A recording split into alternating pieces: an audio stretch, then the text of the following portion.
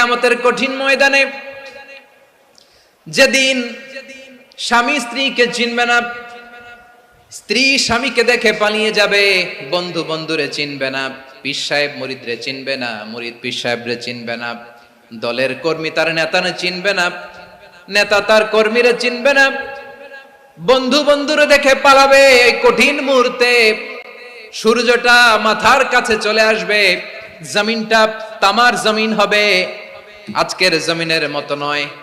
মানুষ ঘর্মাক্ত, ক্লান্ত, শ্রান্ত মাথার মগজগুলো কানের ছিদ্র আর নাকের ছিদ্র দিয়ে বেয়ে বেয়ে পড়বে। বিশ্বনবী ফরমান, ময়দানে 7 শ্রেণীর ব্যক্তিকে রব্বুল আলামিন তার আরশের নিচে ছায়া দিবেন। তার মধ্যে প্রথম শ্রেণীর ব্যক্তি হলো ইমামুন আদিল। ইমামুন আদিল, ন্যায়পরায়ণ শাসক, যে ইনসাফের সাথে বিচার করে, যে জাস্টিস সমাজে সার্ভ করে, যে সুশাসন নিশ্চিত করে, ওই ইমামুন আদিল। আদিল শব্দটা বুঝছেন না? ইন্নাল্লাহা ইয়া'মুরু বিল আদল, পাইছেন? আদিল। 7 শ্রেণীর ব্যক্তিকে আল্লাহ তাআলা সুশীতল আরশের নিচে ছায়া দিবেন, যেদিন তার দেয়া ছায়া ছাড়া কোনো ছায়া থাকবে না। এর প্রথম হচ্ছে ইমামুন আদিল, ন্যায়পরায়ণ শাসক। চিল্লায় বলেন সুবহানাল্লাহ।